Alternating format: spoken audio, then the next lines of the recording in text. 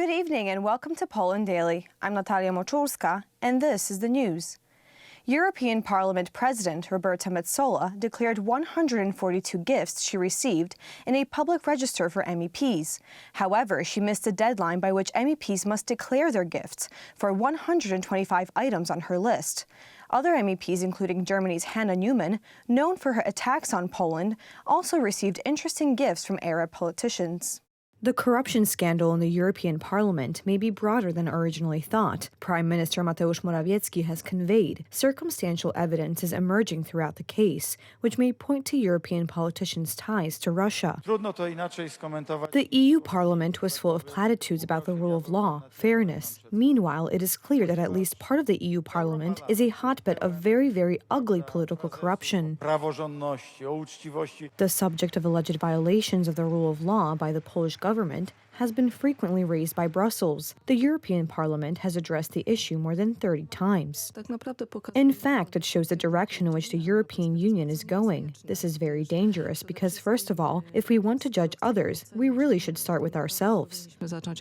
Meanwhile, Western media are again reporting on irregularities in the European Parliament. This time, the case concerns President Roberta Metsola, who missed the deadline for reporting 125 gifts received from foreign delegations. Although the value of most of them does not exceed 150 euros, the case is causing controversy, especially in view of the recent corruption scandal in the EU Parliament. It is not that they got gifts because the European Parliament allows such gifts. In my opinion, it is inappropriate, but it does allow it. They just have to be declared. They have not been declared, and that is the problem. I wonder how it will be explained.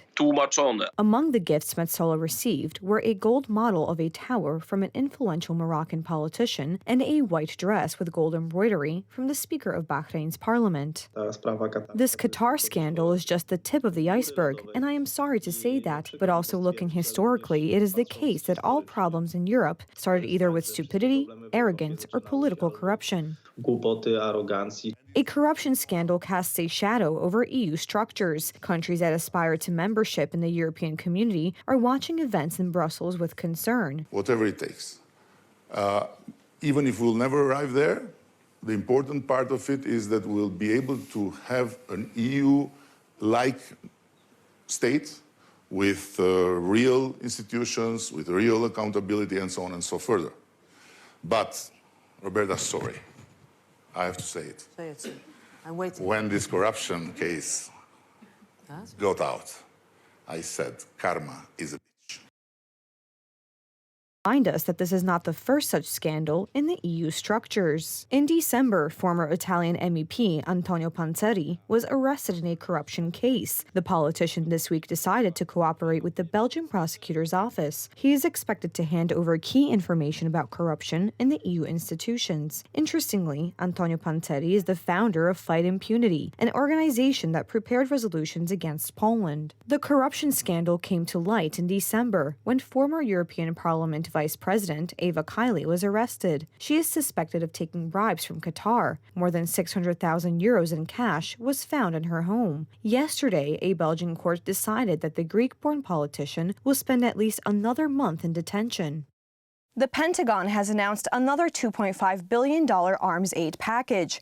However, there is still no decision regarding Germany's transfer of Leopard 2 tanks from its own resources. German Minister Pistorius spoke today about disagreements within the government. Ukraine is calling for quick decisions because of the risk of another Russian offensive. We need to dig even deeper. This is a decisive moment for Ukraine in a decisive decade for the world. So make no mistake, we will support Ukraine's self-defense for as long as it takes. Now, we know that Russia remains bent on aggression and conquest. And Russian forces have increased their horrific attacks, killing many innocent Ukrainians. We saw the cruelty of Russia's war of choice again just a few days ago in the city of Dnipro. A Russian missile strike ripped into an apartment building, killing at least 46 civilians, including children. However, there is still no decision from the German federal government regarding the transfer of Leopard 2 tanks from its own resources. I think it is better to think, well, about the issue of the transfer of Leopards to Ukraine, and this could take a day, a week, or even a month. Ukrainian President Volodymyr Zelensky calls for quick decisions due to the continued escalation of the conflict from Russia. Terror does not allow for discussion. The terror which burns city after city becomes insolent when it feels that the defenders of freedom run out of weapons against it.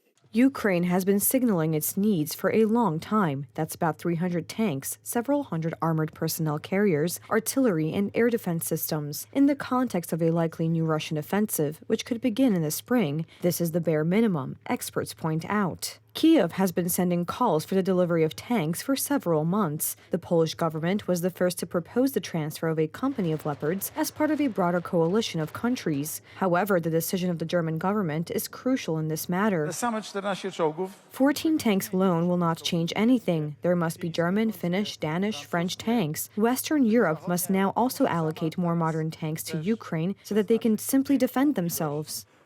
You are adults. Sure, you can talk for another 6 months, but in our country, people die every day. If you have Leopard tanks, give them to us.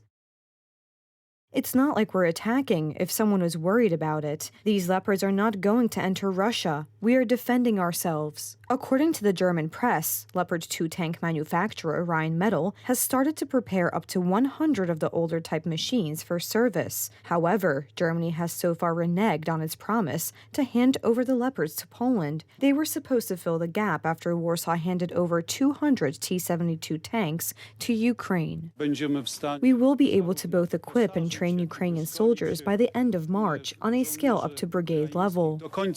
The formation of a coalition of states would create a real opportunity to defend Ukraine against a Russian invasion. Moscow has accumulated sufficient capital and foreign exchange reserves to wage war for the next 2 years and could mobilize up to 1.5 million people. So far, the UK has declared that it will send its modern Challenger tanks. Poland and Finland are ready to hand over their Leopards. However, Germany has a major role to play, as Leopard 2 tanks are produced in that country. The German government must agree to any transfer of these tanks.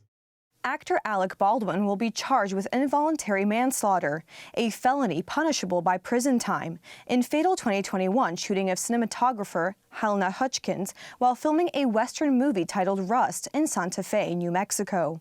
The charging decision was met with surprise in Hollywood and followed more than a year of investigation after a pistol fired a live round in October 2021 as Baldwin was rehearsing with it on the set of the movie being filmed outside Santa Fe. The movie's director, Joel Souza, was hit and wounded by the same .45 caliber bullet that killed Hutchins. These are pretty severe charges.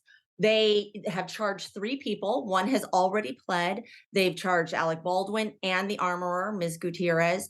And it appears that the DA has decided to focus in the charging decisions on who exactly was handling the gun. And that is where their focus is. They could have gone a couple of different ways. One might have been the overarching safety concerns and who was in charge of overall safety on the set. Or they could have focused on who was actually handling the gun at the time the accident happened, and they went the latter. A Santa Fe County Sheriff's Office investigation did not reveal how live ammunition got into the set. According to a police report, David Halls, the assistant director who handed the gun to Baldwin, told the actor it was cold, an industry term meaning it did not contain live ammunition or even blank rounds. The thing that is, I think, going to answer all your questions is, what's in Joel's shoulder? Is it a rock or is it a bullet? I can actually show that to you. So let's backtrack a little bit. Hold on. That's a bullet. That's a bullet. So Right. as I suspected, somebody put a live round in the gun. Prosecutors told several media outlets it was part of industry standards for actors to check that firearms were safe to handle and to follow basic gun rules, such as not pointing weapons at people. Baldwin has pushed back at that idea, saying firearm safety was the responsibility of the armorer and the first director, and that he was instructed to aim the pistol at the cinematographer. So Alec Baldwin is facing 2 separate counts of involuntary manslaughter. One is involuntary manslaughter and one is involuntary manslaughter in a lawful act. And the involuntary manslaughter is slightly more serious. He would be looking at 18 months in jail and a possible $5,000 fine on that. And really everything for the armorer and Alec Baldwin come down to criminal negligence and a determination that they were not acting with reasonable care. They were being criminally negligent, which means they were grossly negligent in their action.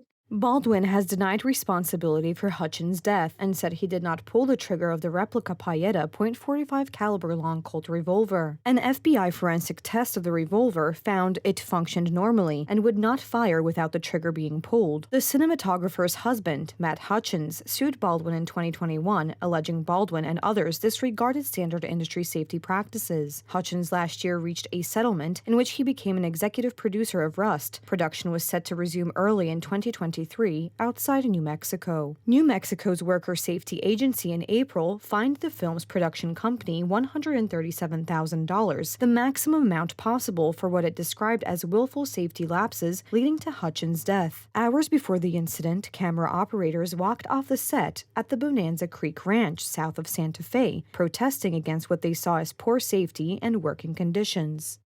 Thank you so much for joining us this evening. Please stay tuned for Poland Daily Weather, Poland Daily Business, and some of our other programs. But for me, have a wonderful weekend.